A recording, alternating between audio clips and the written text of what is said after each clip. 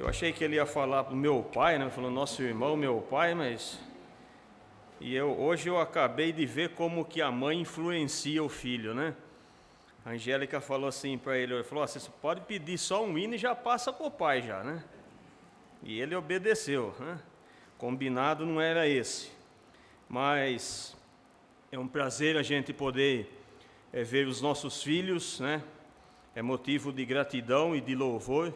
Os nossos filhos encaminhados no serviço do Senhor, isso é para a gente como pai, é uma alegria imensa. E a nossa oração é que continuem crescendo, né, no conhecimento da graça de nosso Senhor e Salvador Jesus Cristo. Eu nunca disse para os meus filhos que eu quero que eles sejam como eu sou. Eu quero que eles sejam muito melhores, né, e maiores daquilo que eu sou. E a nossa oração todos os dias tem sido essa. Antes de nós iniciarmos a nossa meditação dessa noite, eu gostaria que vocês prestassem atenção. Talvez vocês já até viram, né, este vídeo que nós vamos passar. Não é o meu costume, né, mas eu gostaria que vocês prestassem um pouco de atenção. Eu vou pedir para o Pedro colocar, né? E durante a exibição eu vou ficar olhando aqui quem é que vai sorrir durante o vídeo, né? Quem aqui já viu, levanta a mão. Muito bem, então pode soltar aí, Pedro, fazendo um favor.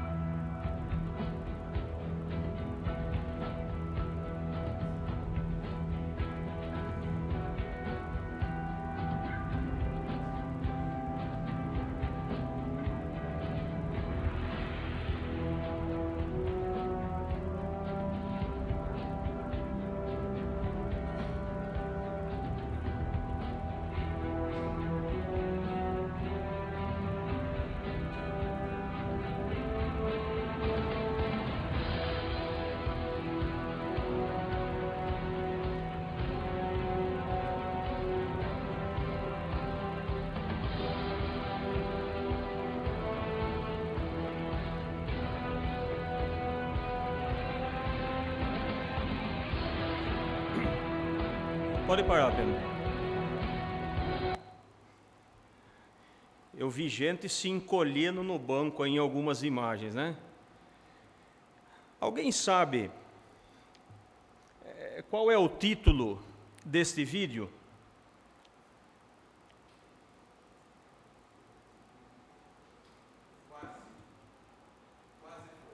Quase, né? O dia em que a morte tirou férias é o título deste vídeo, né? Mas a gente sabe que, na verdade, isso é algo que jamais irá acontecer. E eu até acredito que, né, o quase ficaria melhor. O que eu quero que você seja levado a pensar nesta noite com essas imagens é que talvez a morte esteja tão próxima de você quanto você possa imaginar. Viram nessas imagens que realmente, né, quase, né, a morte passou muito próximo. E estiveram essas pessoas tão próximas do final da sua existência. Eu não conheço nenhuma delas, mas eu tenho certeza de uma coisa: nessa ocasião escaparam, mas em outras não tiveram a mesma sorte. Sabem por quê? Porque a morte é como nós ouvimos no domingo passado através do nosso irmão Osmar. É um assunto de extrema importância. E eu gostaria que você não saísse por aquela porta esta noite, se você ainda não pensou seriamente na possibilidade de hoje ser o último dia da sua existência. Eu quero que você seja levado a pensar nessa noite, além de outras coisas que talvez você esteja pensando, você esteja com a sua mente ocupada. Eu queria que você, esta noite, fosse levado, através do Espírito Santo, a pensar em algo totalmente importante e muito mais relevante do que aquilo que talvez você esteja pensando. Eu não sei com o que é que você está preocupado esta noite, não sei com o que é que você está ocupando o seu pensamento. Amanhã é segunda, é uma nova semana que se inicia, o próximo final de semana já é o carnaval, alguns estão pretendendo viajar, estão se programando para alguma coisa. Não estou dizendo que isso não é justo, mas eu quero que você pense num fato extremamente importante. Mais cedo ou mais tarde, a sua vida aqui nesse mundo vai se findar. Você já parou para pensar nisso? Você está preocupado de fato com a vida eterna? Sabe que às vezes, eu creio que a maior parte, se não todos que estão aqui essa noite, já teve uma experiência ruim de ir para um determinado lugar, chegar neste lugar e o lugar não era como você esperava que fosse, e então você resolve voltar, você cancela a sua viagem, ou você marca uma viagem e depois você é obrigado a cancelar por motivos de força maior. Ou seja, você tem tempo hábil, ou você tem a oportunidade de voltar ou de ir novamente e assim por diante. Mas eu quero que você pense esta noite na possibilidade de você deixar de viver nesse mundo e você passar a eternidade.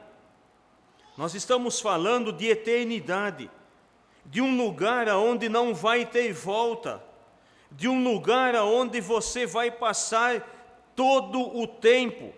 Você não vai ter mais a chance de voltar, não vai ter motivos para reclamações, eu não gostei daqui, eu quero voltar, nada disso. Aqui, por piores que sejam as experiências que a gente tem na vida, é algo passageiro. A nossa vida, aliás, aqui nesse mundo, é como Tiago expressou da melhor forma possível. É como uma nuvem que aparece e de repente desaparece. Ou seja, é algo passageiro. ainda que dure 20, 30, 40, 50, 70, 80, 90, 100 anos, mas ela tende a terminar. E eu quero que você pense comigo essa noite, quando é que a sua vida chegará ao final da existência aqui nesse mundo? Você já pensou nisso? Eu quero citar alguns exemplos que nós temos na Bíblia de pessoas que, de fato, além das preocupações da vida cotidiana, estavam preocupados com a vida eterna. Porque, afinal de contas, quando você deixar de viver aqui nesse mundo, é que vai começar a verdadeira vida. E esta vida é eterna. Não haverá mais volta. Não haverá mais oportunidade para você tomar uma outra decisão para começar outra vez. Então pense seriamente nesta noite sobre a vida eterna, porque esta sim vale a pena ser pensada. Abra comigo no livro de Atos dos Apóstolos, capítulo 16 e versículo 30. Atos capítulo 16 e verso 30.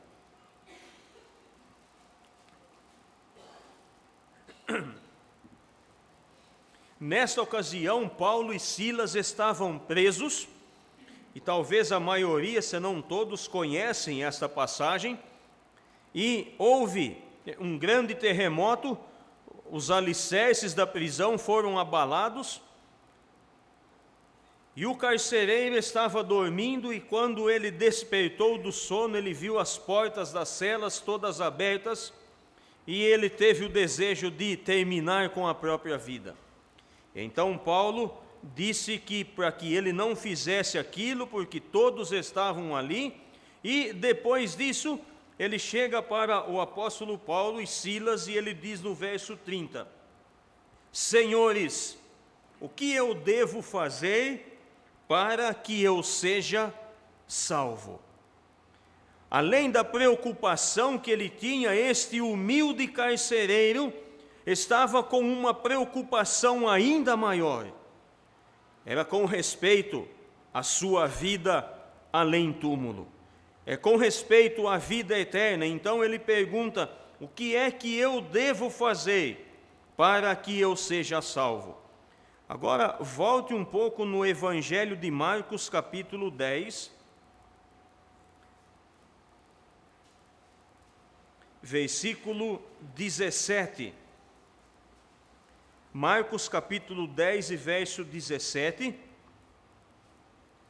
Ao contrário do carcereiro, que era um homem humilde, nós vemos agora um homem, e conforme lemos no versículo 22, tratava-se de um homem dono de muitas propriedades, um homem rico, um homem abastado, mas apesar da sua riqueza, ele estava preocupado com a vida eterna.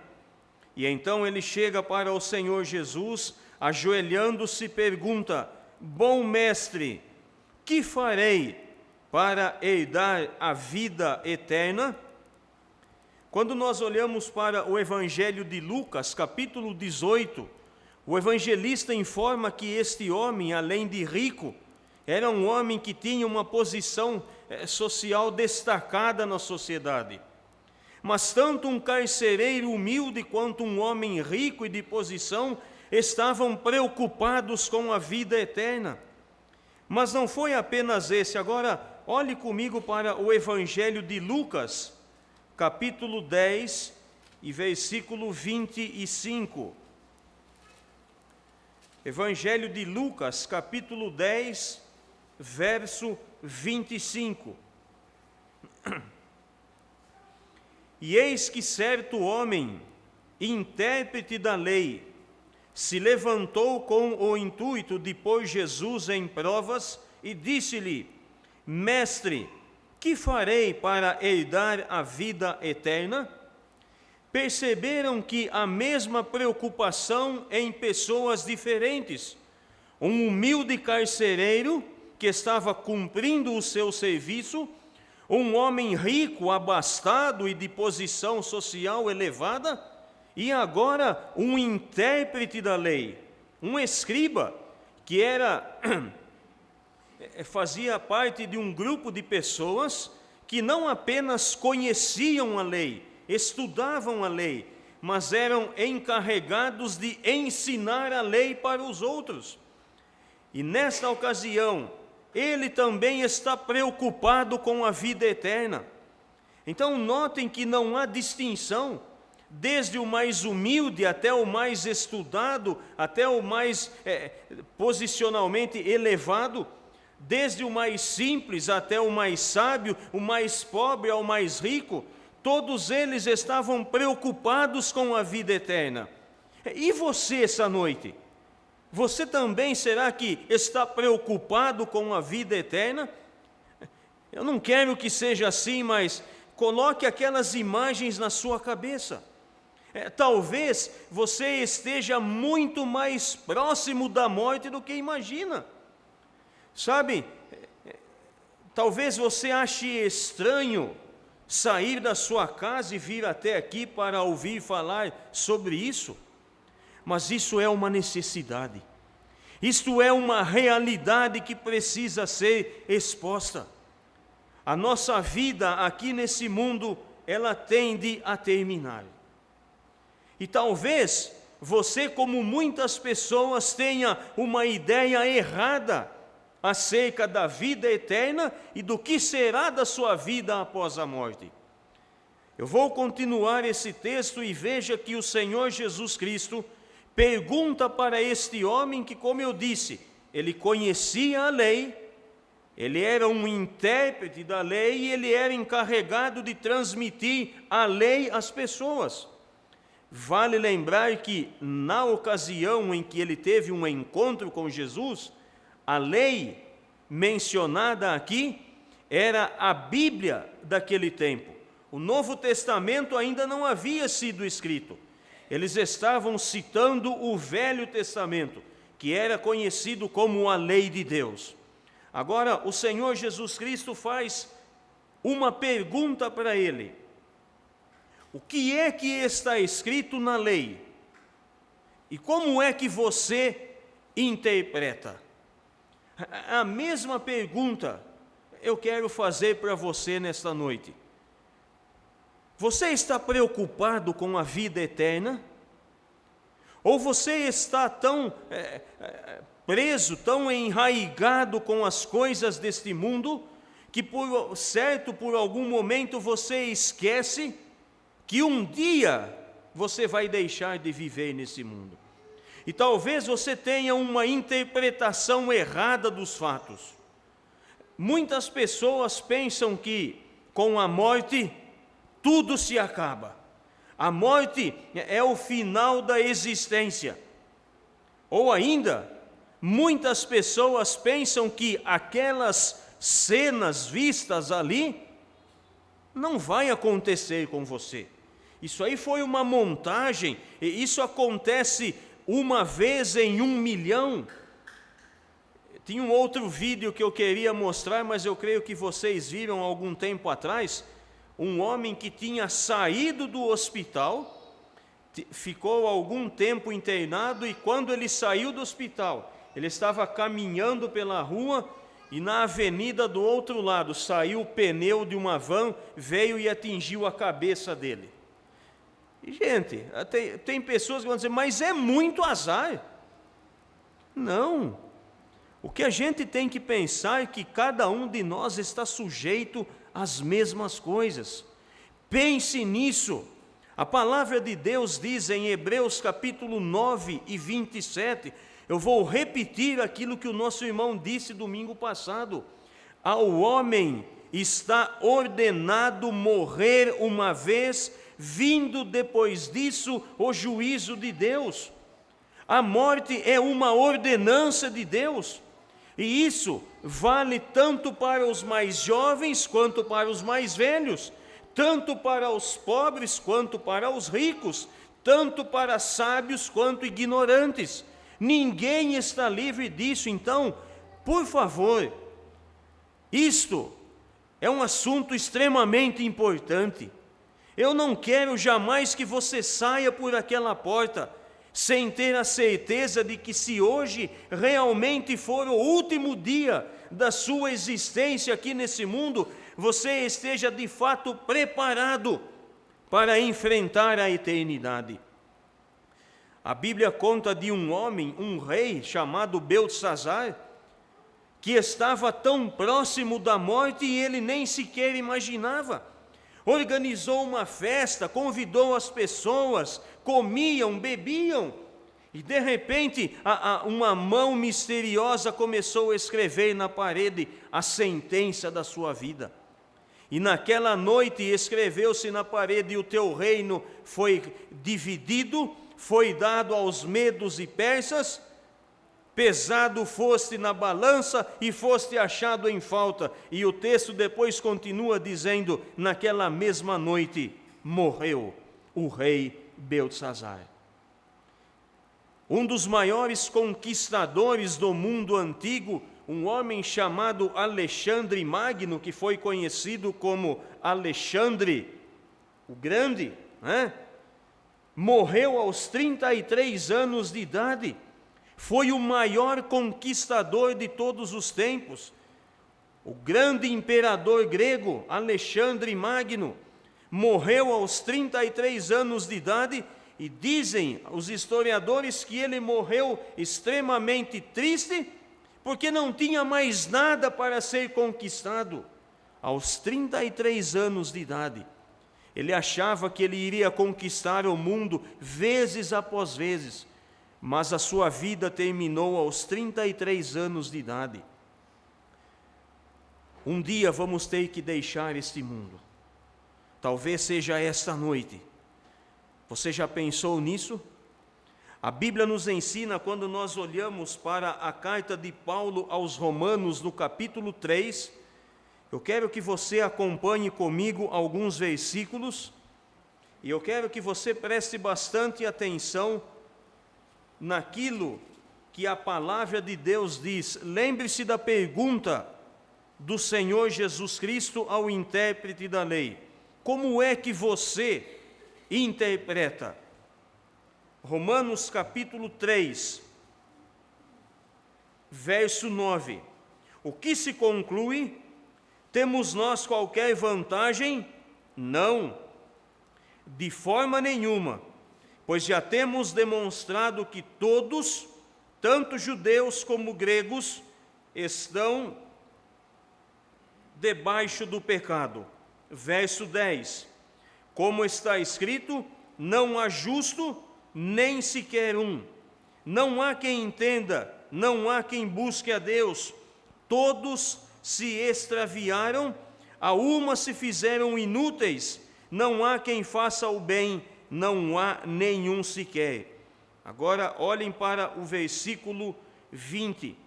Visto que ninguém será justificado dele por obras da lei, em razão de que pela lei vem o pleno conhecimento do pecado. Verso 23. Pois todos pecaram e carecem da glória de Deus. Não há nenhum justo e não há nenhum sequer. Todos pecaram, todos se extraviaram, todos são inúteis. O Salmo 53 e o Salmo 14, o salmista diz que Deus olha do céu para ver se há alguém que faça o bem, alguém que o busque, se há alguém justo. E a conclusão é que todos se extraviaram, todos se fizeram inúteis. Agora, avance mais um pouco neste mesmo livro de Romanos, no capítulo 5, e olhe para o versículo 12.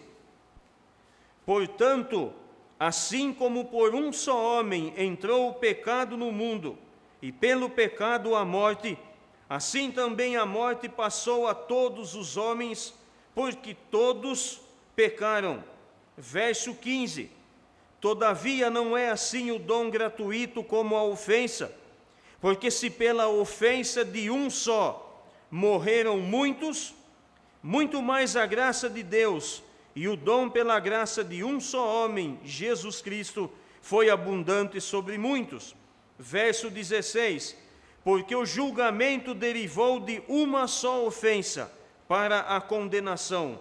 Verso 17: se pela ofensa de um e por meio de um só reinou a morte.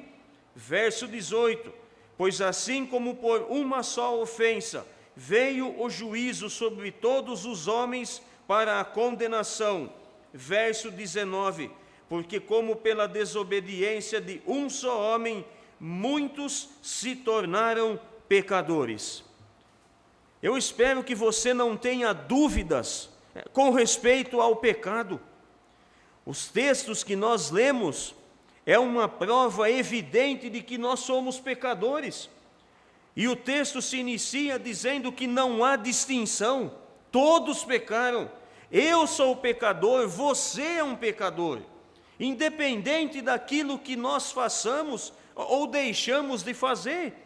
Nós pecamos com o pensamento, nós pecamos com as nossas ações, nós pecamos com as nossas palavras, com as nossas atitudes. O pecado está em nós. Nós nascemos em pecado, como disse o salmista Davi. Agora, o ser humano, principalmente, como dizem, os brasileiros são um pouquinho mais teimosos do que os outros. Talvez você tenha dúvidas com relação ao pecado. E talvez você tenha uma interpretação errada acerca do fato e você pense, não, mas eu não sou tão pecador assim. Eu não sou tão ruim assim. Existe alguma coisa de bom em mim. Mas o texto que nós lemos em Romanos nos ensina que, assim como por um homem entrou o pecado no mundo e pelo pecado a morte passou a todos os homens por causa do quê? Porque todos pecaram. Para nós terminarmos esta parte, qual é a maior evidência de que você é um pecador? É a morte. A morte põe ponto final no quesito, na discussão pecado. É a maior prova de que um homem é pecador. Na carta de Paulo aos Romanos, nesta mesmo que nós lemos no capítulo 6 e verso 23, ele reforça essa ideia dizendo que o salário do pecado é a morte. Ou seja, os homens morrem porque são pecadores, e porque são pecadores, um dia terão que morrer. Agora, você tem dúvidas de que um dia você vai morrer? Será que você ousaria levantar a sua mão e dizer, não, eu sou imortal? Jamais! A única certeza que eu e você temos nesta vida é que um dia, mais cedo ou mais tarde, nós teremos que enfrentar a morte.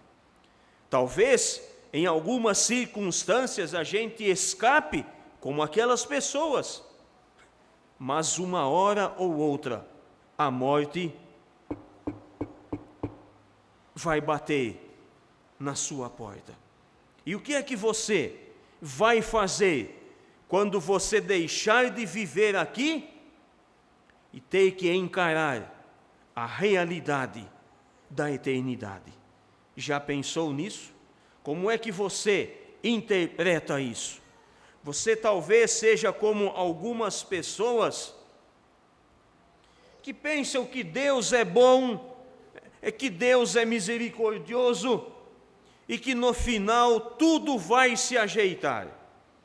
Ou ainda você acredita piamente que com a morte tudo se acaba. Morreu, acabou, vira pó. Vira lá aquele saquinho de osso que você talvez já viu, mas não é assim. A Bíblia nos ensina que há uma vida após a morte, e esta, por sinal, é a verdadeira vida, porque é a vida eterna, é a eternidade que você terá pela frente. Agora deixe-me dizer, eu gostaria que você de fato pensasse seriamente nisso. Onde é que você quer passar a eternidade? Ou melhor, perguntar outra coisa: com quem você quer passar a eternidade? De que forma você quer passar a eternidade? Você, esta noite, tem de escolher. Mas eu gostaria de dizer para você que não deixe para fazer isso amanhã, não. Porque pode ser que amanhã seja tarde demais. Talvez amanhã você não tenha tempo suficiente para tomar essa decisão e você não terá outra oportunidade. A Bíblia afirma categoricamente que existe uma vida além do túmulo.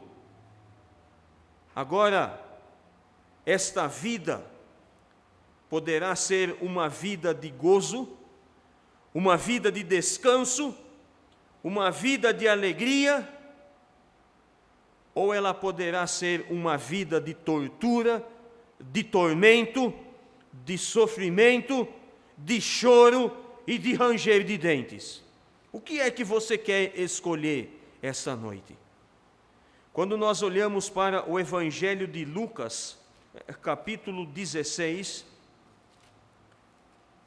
ajuda-nos a entender um pouco do que é uma vida sem Deus, do que é a realidade, do que será a realidade de uma eternidade sem Deus, dependendo da escolha que você fizer. Lucas capítulo 16 e verso 19 diz assim: havia certo homem rico que se vestia de púrpura e de linho finíssimo e que todos os dias se regalava esplendidamente.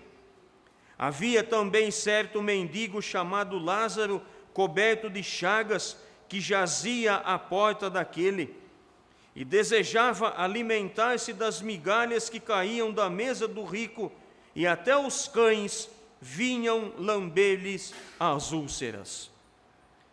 Duas realidades distintas: um homem rico e um homem pobre, um com uma vida abastada, o outro com uma vida miserável. Mas como já dissemos, a morte chegou para os dois. A morte não faz acepção de pessoas. A morte chegou para os dois, sem nenhuma distinção. Mas olhem para o versículo 22. Aconteceu morrer o mendigo e ser levado pelos anjos para o seio de Abraão. Morreu também o rico e foi sepultado. No inferno, versículo 23, estando em tormentos, levantou os olhos e viu ao longe a Abraão e Lázaro no seu seio. Então, clamando, disse: Pai Abraão, tem misericórdia de mim, e manda a Lázaro que molhe em água a ponta do dedo e me refresque a língua, porque estou atormentado nesta chama. Você é capaz de compreender, ainda que por um pouco, o desespero e o sofrimento deste homem? Ele não está implorando para que Deus mudasse a sua condição. Ele não está pedindo para Deus que ele tivesse uma nova chance. Eu creio que verdadeiramente agora ele caiu em si. Ele está no inferno, num lugar que a Bíblia diz, onde você será atormentado em chamas de dia e de noite por toda a eternidade, num lugar sem volta. E eu penso que este homem agora de fato caiu em si. Mas a situação dele é tão desesperadora que ele implora por apenas uma gota de água. Você tem ideia do que é isso? Você é capaz de um pouco tentar raciocinar a dor, a angústia, o sofrimento deste homem, desta alma que em vida teve oportunidades para ter uma vida diferente, mas por causa da sua escolha, agora ele está no inferno e de lá ele jamais irá sair. Quanta dor, quanta angústia, quanto sofrimento, talvez por alguém que esteve tão perto da salvação. Pai, tenha misericórdia de mim, manda Lázaro que molhe o seu dedo e me refresque a língua, porque eu estou atormentado nesta chama. Eu não conheço os corações daqueles que estão aqui esta noite. Somente Deus conhece. Mas eu gostaria que você pensasse seriamente sobre isso. Na oportunidade de passar a vida, a eternidade, neste lugar. E eu gostaria de dizer a você que se você deixar esta porta sem se decidir ao lado do Senhor Jesus Cristo e recebê-lo como o seu Salvador pessoal, de fato, você está correndo sérios riscos de passar a eternidade no inferno. Agora, a mesma palavra de Deus nos ensina que há um meio para se ver livre da condenação do inferno. É necessário que você se arrependa dos seus pecados. Não importa quantos eles sejam, não importa se são muitos, se são poucos, se são pequenos ou se são grandes, o Senhor Jesus Cristo está convidando você esta noite a se achegar até Ele, confessar seus pecados e receber dele o perdão, para que você tenha direito, para que você tenha acesso a esta vida eterna juntamente com Ele, num lugar que a Bíblia diz aonde não pode entrar o mal, aonde não haverá dor, nem pranto, nem clamor, não haverá tristeza, não haverá angústia. Um lugar que você certamente irá encontrar o seu amado Senhor e Salvador Jesus Cristo. Ele está de braços abertos esta noite, convidando você para vir até Ele. Ele está ansiando por este momento de poder te oferecer o perdão dos seus pecados, a vida eterna e a certeza de passar a eternidade juntamente com Ele. Com quem você quer passar a eternidade? Quer passar junto com o diabo e os seus anjos no inferno? Ou você quer passar a eternidade junto com o Senhor Jesus Cristo e os seus anjos e todos aqueles que confiaram nele como o seu Salvador pessoal? Você quer passar a eternidade num lugar de alegria, de gozo, de glórias? Ou você quer passar a eternidade no lago de fogo em tormentos? Você tem de escolher esta noite. Mas faça isso agora. Aí mesmo onde você está, se você ainda não o fez, hoje é mais uma oportunidade que Deus está te dando para que você renda-se aos pés dele e receba dele o perdão. Amigo, isto é muito mais sério do que você possa imaginar. Não estamos falando de coisas passageiras, estamos falando de coisas eternas. Pense nisso. Eu gostaria que você realmente, através do Espírito Santo, fosse levado a confiar no Senhor Jesus Cristo como seu Salvador. Não se engane com pensamentos contrários à palavra de Deus. Não se deixe ser levado por pensamentos que não condizem com a verdade das Escrituras. Depois da morte segue-se o juízo de Deus. Todos nós teremos que estar diante dele um dia. Hoje, ele pode ser o seu advogado. ele pode ser alguém que está em condições de te defender.